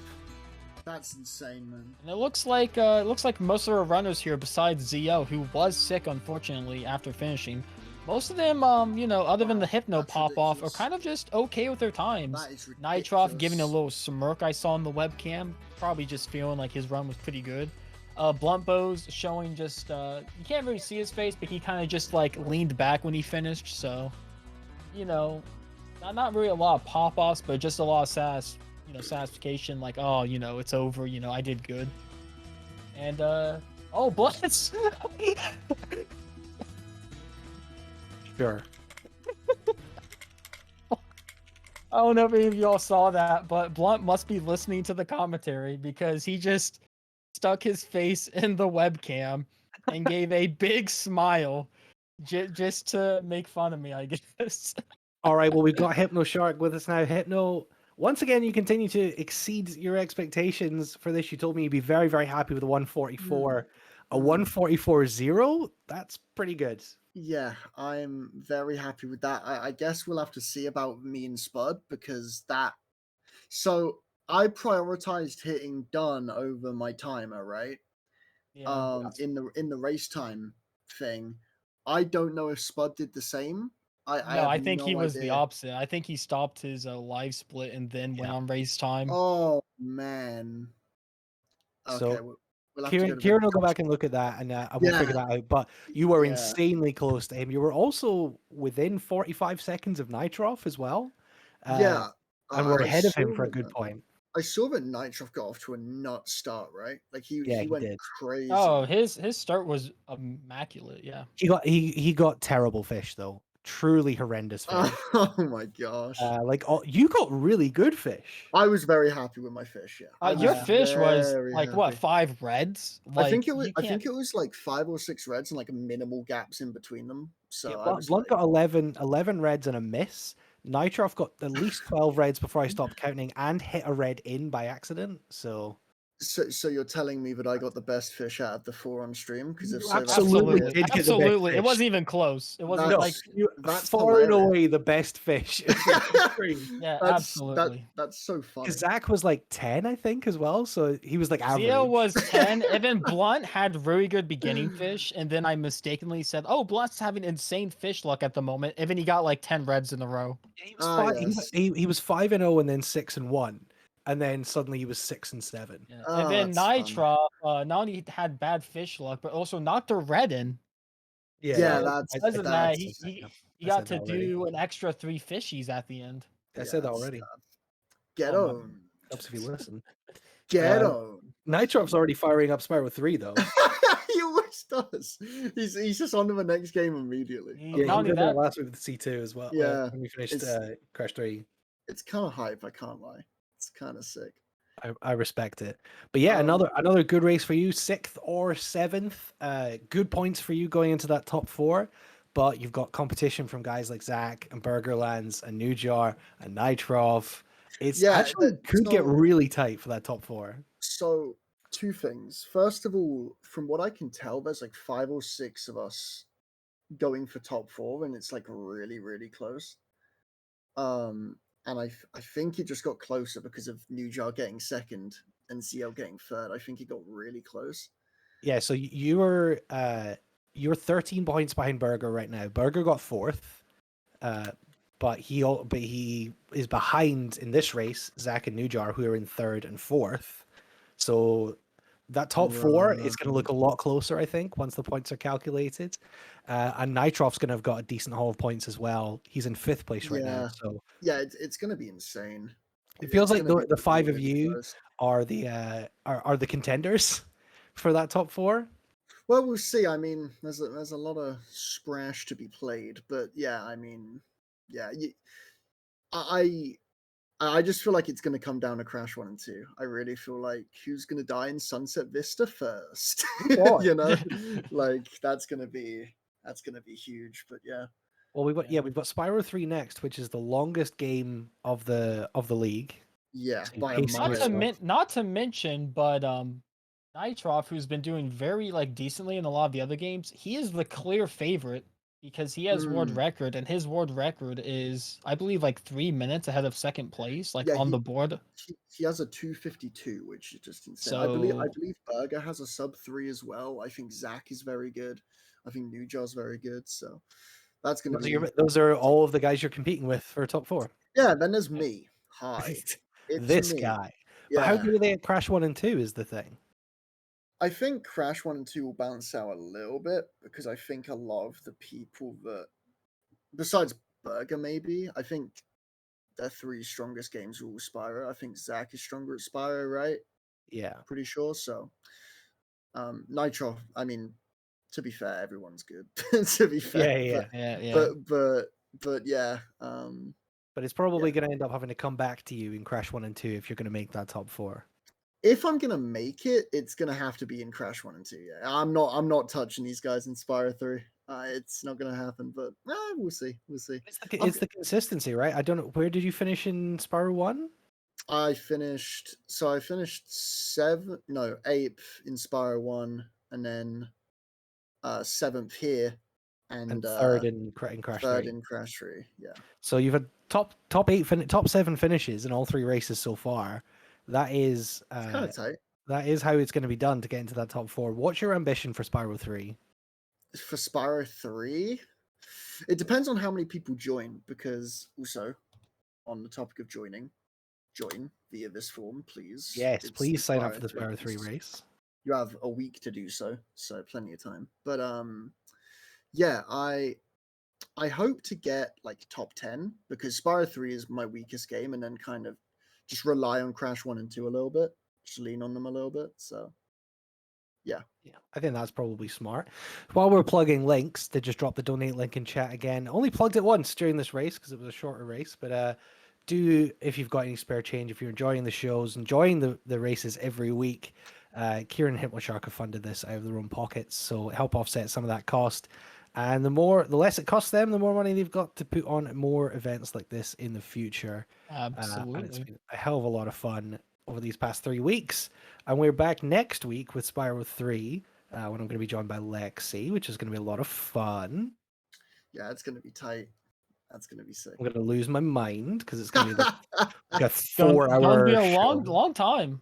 Yeah, it's gonna be it's gonna be as long as my run is. Yeah, it really is. Yeah. It's going to be, please don't fuck me, is what I'm saying. All right. Don't fuck me. All right, going back to the race though, I do want to mention that Dan 6049 finished with a 149.22, Shout out and Dan. sadly Bear Nip has forfeited the race, saying that they made it to Gulp at least. Oh dang. Dan's he's currently in 8th place. He's got 93 points in the Splash League. So again, another potential contender for top 4. Yeah, he finished pretty good today. He's putting in the work. We are going to pass y'all on, and I am trying to find someone to raid. I mean, Let's see. just send them to here. Dale if you want. Or Rosie. Rosie could send him to Katsu. Could send him to. You could send them so many to to choose from. who else? Who's still up there that is running? I guess Hammerhead's running a couple of races so far. Hammerhead, Honey Sonia, I'm trying to find someone who's still know like what? in contention for You, points. you know what? Let's raid Night Shadow because Night Shadow is doing a very interesting route where he's doing 100% no major skips. So he's like not done Gulp skip or anything like that. So that sounds So interesting. he's doing the non-early Ripto. route. Yeah, yeah. Interesting. But he's not he's bad. at Gulp right now. So, Yeah.